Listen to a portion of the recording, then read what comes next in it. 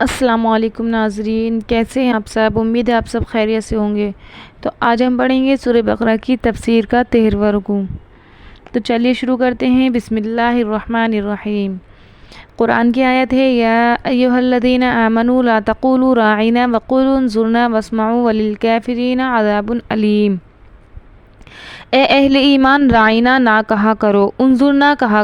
کرو اور خوب سن رکھو، اور کافروں کے لیے دکھ دینے والا عذاب ہے۔ مطلب یہ اللہ تبارک و تعالیٰ ایمان والوں سے فرما رہے ہیں کہ تم جو ہے رائنا نہ کہا کرو، انظر نہ کہا کرو۔ تو اب اس کی تفسیر میں ہم آپ کو بتائیں گے کہ رائنا کا مطلب کیا ہے۔ تو حضرت عبداللہ ابن عباس سے روایت ہے کہ نبی کی رائنا جو تھی وہ یہودیوں کی زبان میں بہت بری گالی تھی۔ رائنا کا مطلب یہ تھا کہ یہ اپنی مطلب ہمارے نبی کی جو ہے رائنا کہہ کر، یہودی ہمارے نبی کی رائنا کہہ کر بہت زیادہ برائی مطلب بے ادبی کیا کرتے تھے۔ جب یہودیوں نے صحابہ کرام سے اس کلمے کو سنا، یعنی کہ صحابہ کرام جو تھے وہ بھی جب انہوں نے یہودیوں کے منہ سے سنا کہ رائنا کہتے ہیں، تو وہ سمجھے کہ یہودی اپنے انبیاء کرام کی تعظیم کرتے ہیں شاید، تو انہوں نے بھی رسول اللہ صلی اللہ علیہ وسلم کو اس کلمے سے مخاطب کرنا شروع کر دیا۔ تو جب یہودیوں نے سنا کہ صحابہ کرام بھی اپنے نبی کو اس کلمے کو کہنے لگے، تو انہوں نے جب صحابہ کرام کے زبانوں سے یہ رائنا لفظ سنا تو آپس میں ہنسنے لگے۔ تو اللہ تبارک و تعالیٰ نے یہ والی آیت نازل فرما دی۔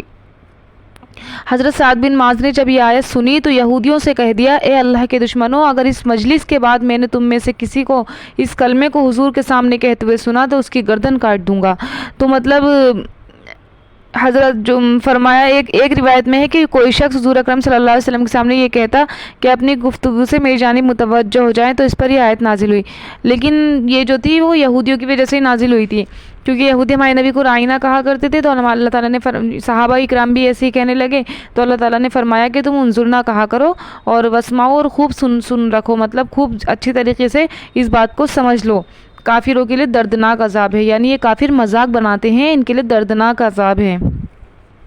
آگے والی آیت ہے ما یود الذین کفروا من اہل الکتاب ولا المشرکین ان ینزل علیکم من خیر من ربکم واللہ یختص برحمتہ من یشاء واللہ ذو الفضل العظیم۔ جو لوگ کافر ہیں اہل کتاب یا مشرک، وہ اس بات کو پسند نہیں کرتے کہ تم پر تمہارے پروردگار کی طرف سے خیر و برکت نازل ہو، اور خدا تو جس کو چاہتا ہے اپنی رحمت کے ساتھ خاص کر لیتا ہے، اور اللہ تعالیٰ جو ہے وہ بڑے فضل کا مالک ہے۔ تو اس کی تو آپ کو تفسیر سمجھ میں آ رہی ہو کہ مطلب ہوگی کہ کافر اور اہل کتاب یہ مشرک جو ہیں وہ اس بات کو بالکل پسند نہیں کرتے کہ تمہارے اوپر اللہ کی طرف سے خیر و برکت نازل ہو۔ تو یہ تو اللہ کا فضل ہے کہ وہ جس کو چاہے اپنی رحمت کے لیے خاص کر لیتا ہے، اور جس کو چاہے وہ عذاب سے مطلب دھتکار دیتا ہے۔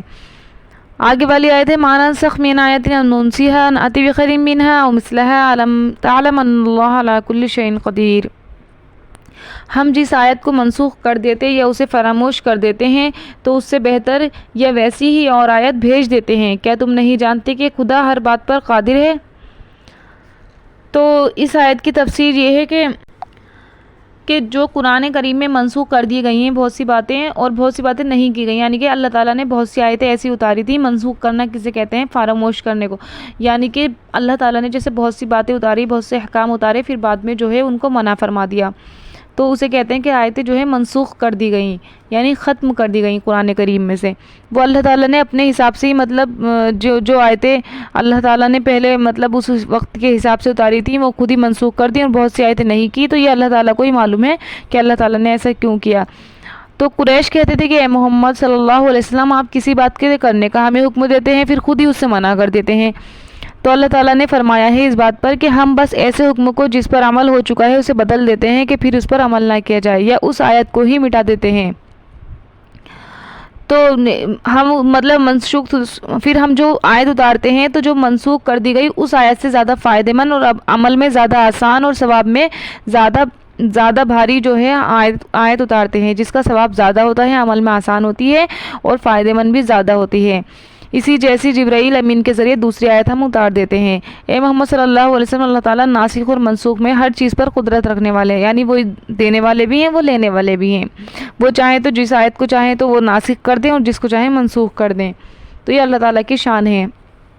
تو یہ اللہ کی مرضی ہے، اس پر ہم سوال نہیں کر سکتے۔ یہ قریش جو ہے اس بات پر سوال مطلب اٹھایا کرتے تھے۔ تو ایک اس کی تفسیر میں جو ہے یہ شان نزول بھی ہے کہ حضرت عبداللہ ابن عباس سے روایت ہے کہ بعض وقت رسول اللہ صلی اللہ علیہ وسلم پر رات کو وحی آتی اور دن میں آپ اس کو بھول جاتے، تو اس پر اللہ تعالیٰ نے یہ آیت نازل فرمائی کہ ہم کسی آیت کا حکم جو موقوف کر دیتے ہیں تو وہ ہمارے اپنے نبی کو بھلوا دیتے ہیں۔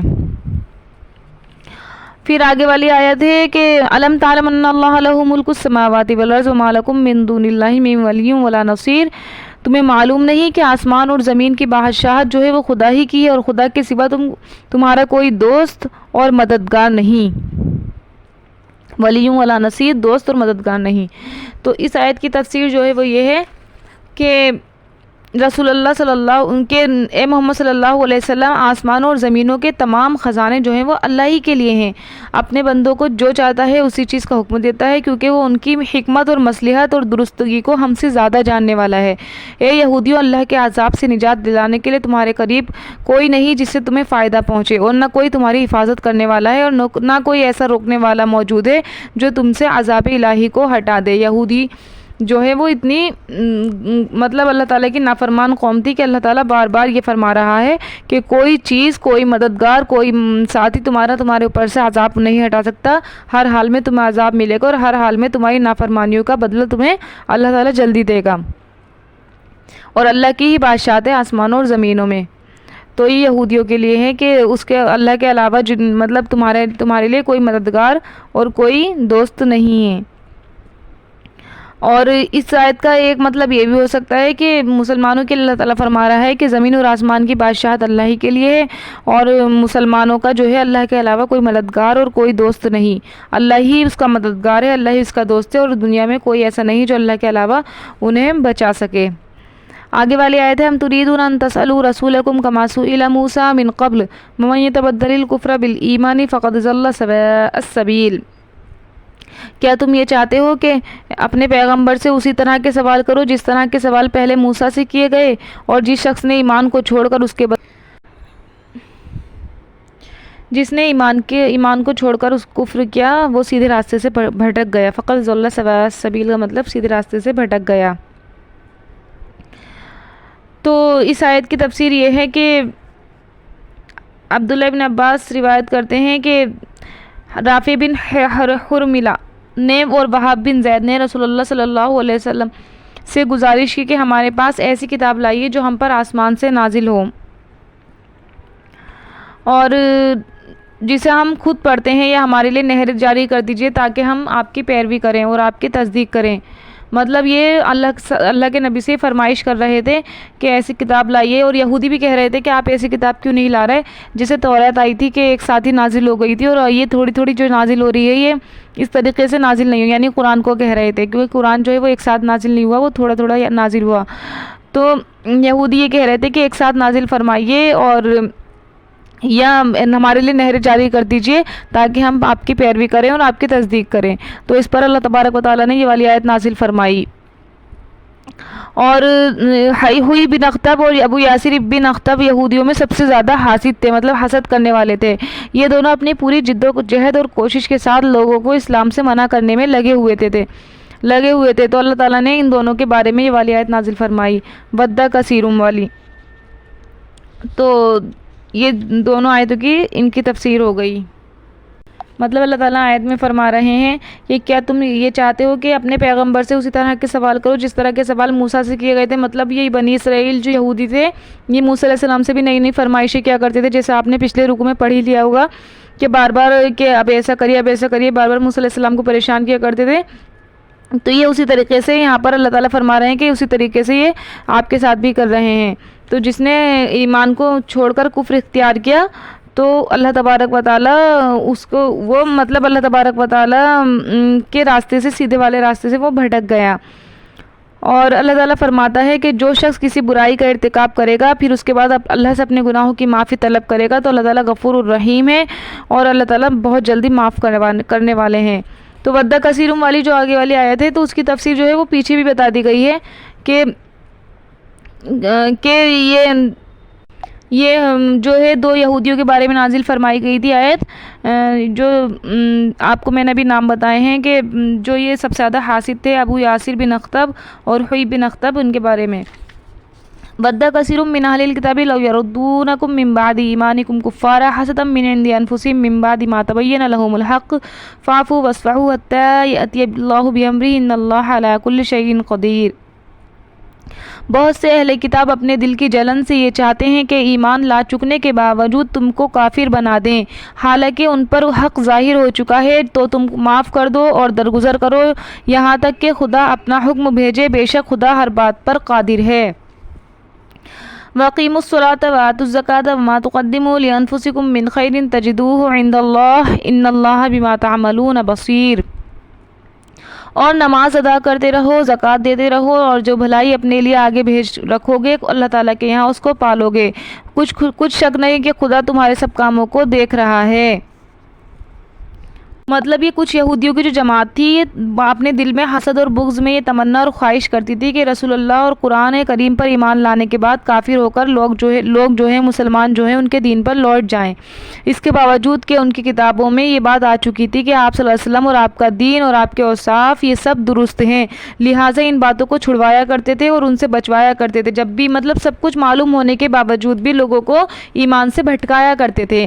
تو اللہ تعالیٰ یہاں تک کہ اللہ تعالیٰ بنی قریظہ اور بنی نذیر پر قتل، غارت گری، قید، جلا وطنی کا اپنا عذاب نازل نہ فرما دے، اور اللہ تعالیٰ قتل اور جلا وطنی سب پر قدرت رکھنے والا ہے۔ تو یہ جو ہے یہودیوں کے لیے نازل فرمائی اللہ تبارک و تعالیٰ نے آیت کہ یہ اپنے دل کی جلن کی وجہ سے مسلمانوں کو کفر میں داخل کر رہے ہیں، حالانکہ انہیں پتہ ہے کہ یہ سیدھے راستے پر ہیں۔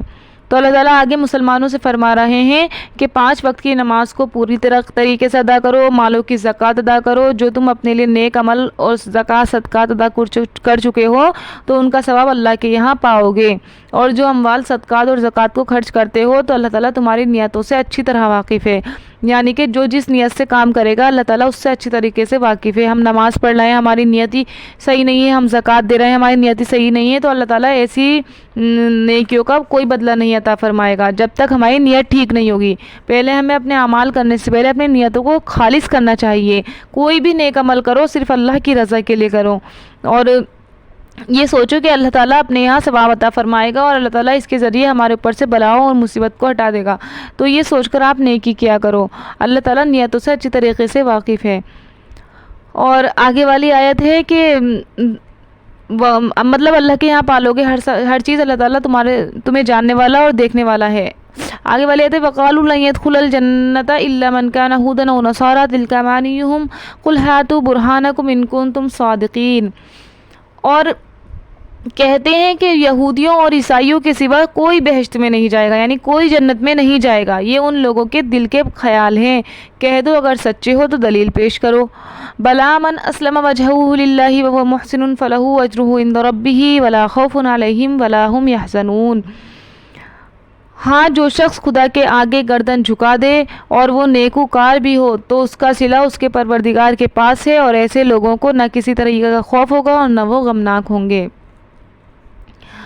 تو یہاں پر اللہ تبارک و تعالیٰ فرما رہے ہیں کہ یہود اور نصارہ اپنے دل میں یہ خیال کرتے ہیں، یہود اور نصارہ آپ کو پتہ ہی ہوگا کسے کہتے ہیں، یہودی تو حضرت موسیٰ علیہ السلام کی قوم کو کہتے ہیں، اور نصارہ جو ہے حضرت عیسیٰ علیہ السلام کی قوم کو کہتے ہیں۔ قرآن میں یہ اسی طریقے سے ذکر ہوگا، موسیٰ علیہ السلام کی قوم کو یہودی کہا جائے گا اور عیسیٰ علیہ السلام کی جو قوم تھی اسے نصارہ کہا جائے گا۔ تو یہ اپنے خیال مطلب دلوں میں یہ کہتے ہیں کہ جو یہودیت پہ مرے گا وہ جنت میں جائے گا، اور جو یہ نصارہ ہوتے ہیں یہ کہتے ہیں جو نصرانی ہوگا وہ جنت میں جائے گا۔ تو یہ صرف ان کی خوابی تمنائیں ہیں جو اللہ کے بارے میں انہوں نے قائم کر رکھی ہیں، جن کا ان کی کتابوں میں کوئی ذکر نہیں۔ آپ صلی اللہ علیہ وسلم سے اللہ تعالیٰ فرما رہا ہے کہ ان دونوں جماعتوں سے فرما دیجئے کہ اگر اپنی افسانہ پردازی میں سچے ہو، یعنی اپنی باتوں میں سچے ہو، تو اپنی کتابوں سے ثبوت لاؤ۔ اور آگے اللہ تعالیٰ آگے والی آیت میں فرما رہا ہے کہ بلکہ جس شخص نے اپنا دین اور اللہ تعالیٰ کے لیے خالص عمل کیا ہوگا، اللہ کی رضامندی کے لیے کیا ہوگا، اپنے قول و فعل میں وہ نیک ہوگا، تو بالیقین ایسے شخص کا انجام جنت ہے، اور ایسے لوگوں پر نہ دوزخ میں ہمیشہ رہنے کا خوف ہوگا اور نہ جنت ہاتھ سے چلے جانے کا افسوس ہوگا۔ تو یہ اللہ تعالیٰ مسلمانوں کے لیے فرما رہے ہیں کہ جو اسلام لے کر آئے گا ہمارے نبی پر، آخری نبی پر، اور یہودی اور نصرانی کے کہنے میں نہیں آئے گا، تو انہی لوگوں کے لیے جنت میں ہے جگہ ہوگی، اور باقی سب کو اللہ تعالیٰ جہنم میں بھیج دے گا۔ تو آج کی تفسیر بس یہیں تک تھی، امید ہے آپ سب کو سمجھ میں آ گئی ہوگی، اور جو بات سمجھ میں نہیں آئی آپ مجھ سے پوچھ سکتے ہیں، اور اللہ تعالیٰ ہم سب کو نیک عمل کرنے کی، خالص نیت سے عمل کرنے کی توفیق عطا فرمائے۔ السلام علیکم۔